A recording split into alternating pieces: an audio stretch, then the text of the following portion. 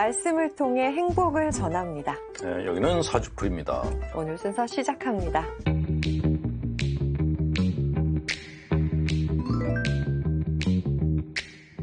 네, 복음서를 통해 예수님께 다가갑니다. 오늘도 마테오 복음서와 함께하겠습니다. 신부님, 첫 번째 말씀 소개해 주세요. 네, 첫 번째 말씀은 마태복음 11장 1절부터 나오는 말씀이죠. 세리자 요한이 그리스도께서 하신 일을 감옥에서 전해 듣고 제자들을 보내어 오실 분이 선생님이십니까? 아니면 저희가 다른 분을 기다려야 합니까? 하고 물었다. 예수께서 그들에게 대답하셨다. 요한에게 이어서 너희가 보고 듣는 것을 전하여라.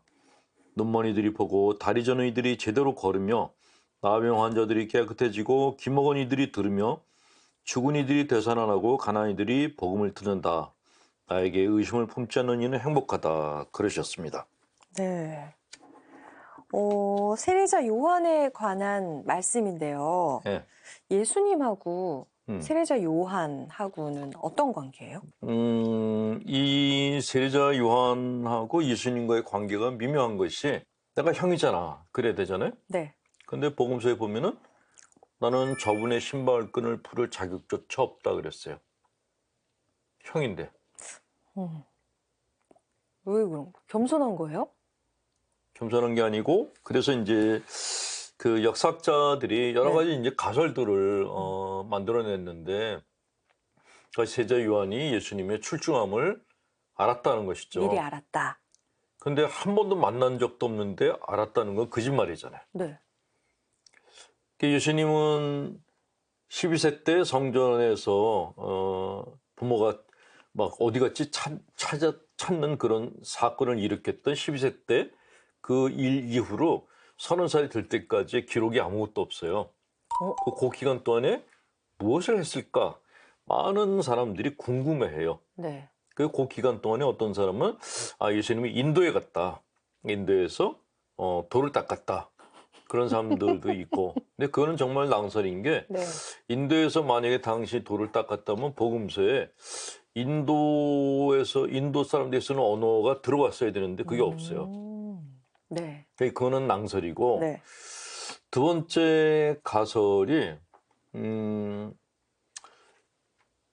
에세네파라는 공동체가 있었어요. 그러니까 하나님 나라가 오기를 기다리면서 기도하는 사람들의 공동체. 이게 이 에세네 공동체가 사막에 있었다 그래요. 네. 거기 있는 사람들은 완전히 격리된 상태에서 그냥 씻고 닦고 그리고 기도, 노동 이것만 했다 그래요. 그러니까 수도회의 원조라고 볼 수 있는 곳인데 네.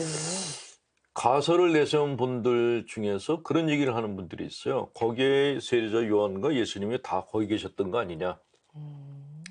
그러니까 거기에서 같이 수도 생활을 했기 때문에 네네. 서로를 잘 아는 것이 아니냐라는 그런 주장도 있죠. 이게 진짜로는 받아들여지지 않았는데 가설로 이렇게 나온 이야기가 있고 네.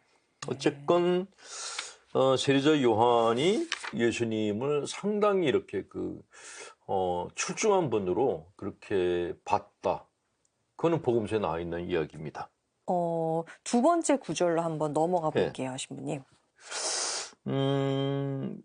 폭력을 쓰는 자들이 하늘나라를 빼앗으려고 하고 있다라는 말씀이 나오고 있는데 여기에서 하늘나라가 폭행을 당하고 있다라고 하는 이 말씀이 신자분들한테 굉장히 어렵게 들릴 거예요. 근데 이렇게 생각해 보세요. 옛날에 사회적으로 어떤 사람이 큰 범죄를 저지르면은 노인분들이 뭐라 그랬어요? 하늘이 무섭지도 않느냐 그랬어요. 네.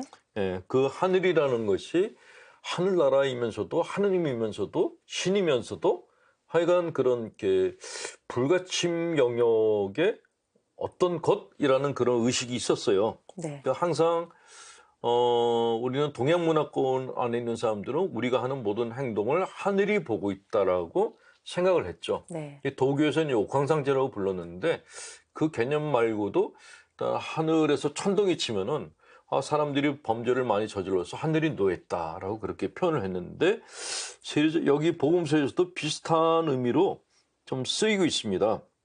여기서 하늘나라는 하나님께서 계시는 곳인데 하나님께서 하늘나라는 하나님 자신을 의미할 수도 있죠. 그러니까 하나님께서 사람들로부터 많은 모욕을 당하셨다라는 것이죠. 사실 이 세상 하나님께서 창조하신 곳인데 당신은 사람들에게 함께 살 것을 원하셨거든요. 그런데 그런 하나님의 뜻을 저버리고 그냥 사람과 사람끼리 학살을 벌인 거예요. 네. 이거를 한 가정으로 본다고 하면은 부모님이 계신데 형제지간에 돈 문제 가지고서 갈등을 벌이고 소송을 벌이고 그런다면은 그 부모 마음이 어떻겠어요? 그러니까 그 그렇죠. 자식들이 부모한테 폭행을 가하지 않는다 하더라도 이미 그 부모는 심적으로 폭행을 당하고 있는 거죠. 네. 그러니까 우리가 죄를 짓고 산다는 것은 바로 하나님께 어떤 정서적인 폭행을 하는 것과 같다라고 얘기하는 것이 이 복음서의 메시지라고 보시면 될 것 같습니다. 네. 자, 그러면은 이번에는 마테오복음 11장 16절부터 19절까지 좀 소개해 예. 주세요. 넘어가기 전에 너무 성경 얘기만 하면 빡빡하니까 제가 꼰대 유머 하나. 저 엄격한 거 아시죠? 예. 네. 차 두 대가 가다가 접촉사고가 벌어졌어요. 네. 그 차 한 대는 주부가 타고 있었고 한 대에는 남자가 타고 있었어요. 남자가 내리더니 그 주부를 보고 소리쳤어요. 집에서 밥이나 하지. 왜 운전을 하고 나와가지고 사고를 일으키고 말이야. 화를 냈어요. 네. 그 주부가 뭐라 그랬게? 쌀 사러 나왔다 이. 답이. 그래, 나 쌀 사러 나왔다 이. 컨닝했구나. 이거 유명한 얘기잖아요. 아, 그렇습니까? 네네네. 예, 예. 네. 자, 쌀은 다음에 사고 두 번째 예. 넘어가겠습니다. 자, 예수님이 이렇게 얘기를 하세요. 이 세대를 무엇에 비기랴 그러면서 세례자 요한이 와서 먹지도 않고 마시지도 않자 저자는 마귀가 들렸다라고 말하더니 사람의 아들에서 먹고 마시니까 저자는 먹보여 술 끊이며 세려 죄인들의 친구다라고 얘기했다 그래요. 자, 이 복음서의 이 내용은 사실 본당 신부님들은 금방 이해가 될 거예요. 신자분들이 네. 본당 신부들에게 바라는 그 이상적인 사제상이 있어요. 늘 기도하고 늘 우리와 함께 놀아주는 사제. 이게 될까요? 너무 어려운데요? 그러니까 너무 어렵죠. 늘 기도해야 되는데 또 네. 늘 놀아줘야 늘 되고. 놀아줘야 돼. 네. 근데 이게 본당에서는 벌어지는 일들이에요. 어떤 본당 신부가 본당에 가서 정말 하루 종일 성체조배하고 묵상하고 좋은 강론 만들려고 했었어요. 네. 근데 신자분들이 왜 우리랑 안 놀아주는 거야? 왜 우리랑 술 안 먹는 거야? 아니 그렇게 그냥 자기 혼자 살 거면은 수도원이나 같이 성본당에 왜 왔어? 이게 실제 있었던 일이에요. 제 후배가 자기는 하루 종일 기도를 해서 신자들로부터 이렇게 좀 칭찬 들을 줄 알았더니 아니 그렇게 하루 종일 기도할 거면 수도원이나 가지 본당 신문은 왜 됐대? 그런 얘기 들었다고 상처받았다 그랬어요. 네. 자, 반대로 본당 신부가 신자들하고 항상 같이 놀아주고 같이 술자리하고 같이 노래방 가고 그러면 어떤 얘기가 될까요? 함께 해주는 신부? 아니에요. 저렇게 놀 거면서 왜 신부가 됐어? 신부가 돼. 노래방 주인이 되지. 이렇게 얘기를 하는 거예요. 네. 그러니까 이렇게 해도 시비? 저렇게 해도 시비? 본당 신부님들이 신자분들은 본당 신부면 본당에서 왕이지라고 생각하는데 껍질만 왕이에요. 예, 실제로는 유익이라는 욕은 다 먹고 있고 근데 문제는 뭐냐면은 신자분들이 밖에서는 어른인데 본당만 오면 다 애기들이 돼요. 나랑 놀아줘. 네. 내로남불이라 그러잖아요. 나랑 놀아주면 사모이고 네. 딴 사람들과 놀면은 그거는 사모이 아니야라고 부정을 하는 거죠. 이게 전국에 있는 모든 본당이 다 똑같아요. 예, 그래서 본당 신부들이 아무리 강론을 잘해도 본당 신부가 누구랑 밥 먹었냐 가지고서 본당이 시끌시끌해요. 그 밥을 먹을 때에도 누가 옆에 앉았냐 누가 앞에 앉았냐 가지고 또 시끌시끌해. 단체를 다 들어갔는데 어디만 이뻐하고 어디는 미워한다. 이걸 가지고 또 시끌시끌해. 그러니까 이게 비판하기에는 내용이 너무 작고 네.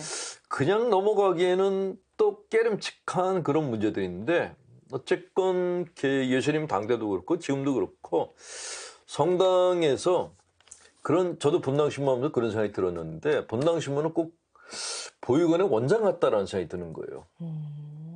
다들 와서 네. 나랑 놀아줘 그러는 거예요. 근데 이게 참 쉽지가 않죠.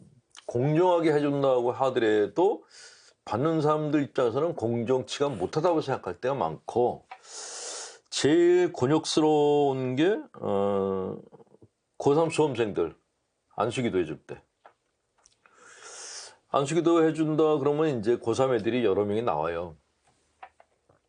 근데 본당 신부들이 똑같이 해준다고 생각해요. 네.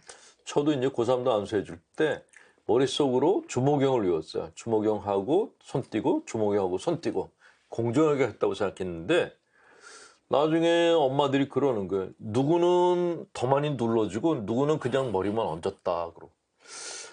나는 똑같이 했다고 생각하지만 보는 사람들은 그렇지가 않다라는 것이죠. 근데 이런 자질구레한 것들이 본당 신부들을 되게 피곤하게 만들어요. 네. 그런 일을 예수님도 똑같이 겪으셨구나. 저는 기도만 하면 잡념이 괴롭히고 안 좋은 생각이 자꾸 듭니다. 주변 분들은 마귀가 방해하는 것이라고 하는데 잡념을 없애고 평화롭게 기도 생활을 하려면 어떻게 해야 할까요? 라고 물어보셨어요. 기도만 하면 잡념이 드는 거는 정상이에요. 기도를 했는데 기도 시작하자마자 하나님이 보이고 마음이 바로 평안해졌다? 이건 비정상이에요. 정상적인 사람들은 다 분심 속에서 기도하다가 분심 속에 기도가 끝나요. 이게 정상이에요. 신부들은 그럼 미사할 때 잡념 하나도 없이 기도하는가? 그렇지 않아요. 어떨 때는 미사 기도문을 외우면서 딴 생각할 때가 있어요. 사목회의 때 무슨 얘기를 하지? 아니면 뭐 저녁에 누구랑 식사하지?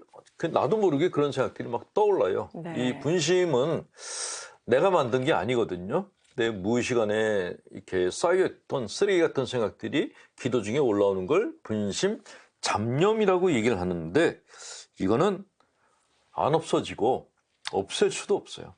그냥 그걸 안고 기도하시는 게 좋아요. 잡념을 없앤다. 이거는 내가 바다에 있는 쓰레기를 다 치워버리겠다라는 거하고 똑같은 생각이에요. 불가능한 거예요? 불가능해. 예. 그냥 잡념을 갖고 사는 게 그게 인간의 삶이고 가끔 종교인들이 나는 모든 잡념을 다 떨쳐버리고 오로지 명상에만 집중한다 하는 사람들이 있는데 실제로 가능할지 잘 모르겠지만 거의 다 사기꾼들이에요. 또 네. 마귀가 방해를 했다 그러는데 마귀들이 그렇게 한가한 애들 아니에요. 걔들도 바빠요.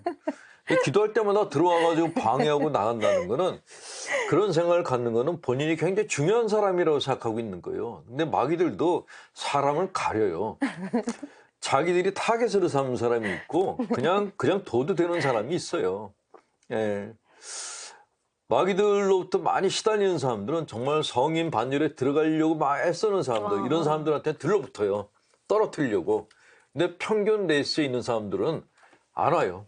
네. 그 마귀가 하는 거 아니니까 절대로 걱정하지 마시고 계속해서 마귀 짓이라 그러면 마귀들이 소송을 걸 수가 있어요. 명예훼손으로. 네. 자, 평화롭게 기도 생활을 하려면 어떻게 해야 될까요? 평화로운 기도 생활이라는 거는 그거를 원하는 순간부터 이루어질 수가 없는 거예요. 평화로운 기도 생활 말고 기도는 그냥 밥 먹기 전에 조금씩 하세요. 세 끼 식사하시잖아요. 네. 밥 먹기 전에 10분 정도. 아니면은 모든 일 다 끝내고 시간이 너무 널널해. 네. 텔레비까지 다 봤는데 시간이 널널해. 그때 하세요. 잠이 안 올 때. 잠이 안 올 때. 잠이 안 올 때 하는 묵주기도는 정말 이 수면제 역할을 합니다. 그렇게 해도 주님이 기뻐하실까요? 묻는 분들이 있는데 어떻게 기도를 하든지 간에 하나님께서 다 이쁘게 보세요. 하나님이 보시기에 우리는 애들이에요.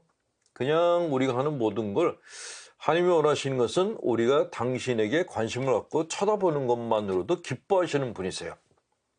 하루 종일 당신 눈치 보고 당신만 생각하고 이러길 원하는 분이 절대로 아니에요. 하나님은 우리가 스토커가 되길 원치 않으세요. 그냥 잘 놀다가 자기 전에 당신 생각 한번 해주고 일주일에 한 번 정도 당신 생각 한 번만 해줘도 그래도 기뻐하시는 분이라는 거죠. 평화로운 기도를 정말 하고 싶으시면은 네. 권장할 수 있는 게 멍 때리기 기도예요. 성당에 들어가셔서 아무것도 하지 마시고 기도문도 하지 마시고 그냥 멍하니 앉아있어요. 그러다 졸리면 자도 돼요. 예. 그게 멍 때리기 기도를 하시는 분들이 마음의 편안함을 느끼는 분들이 많다고 합니다. 네, 정말 좋은 방법이네요. 잡념이 사라질 것 같아요. 멍하게 있으면. 잡념도 막 움직이는 사람들한테 들러붙어요. 멍하니 있으면은 아니 놀아달라고 와서 이렇게 막 건드리는데 아무것도 안 하면은 걔들도 싱거우니까 가요. 알겠습니다. 자, 저희는 또 좋은 내용 가지고 다음 시간에 또 찾아오도록 하겠습니다. 게시판 열려 있으니까 사연 올려주시는 거 잊지 마시고요. 여기서 인사드릴게요. 고맙습니다.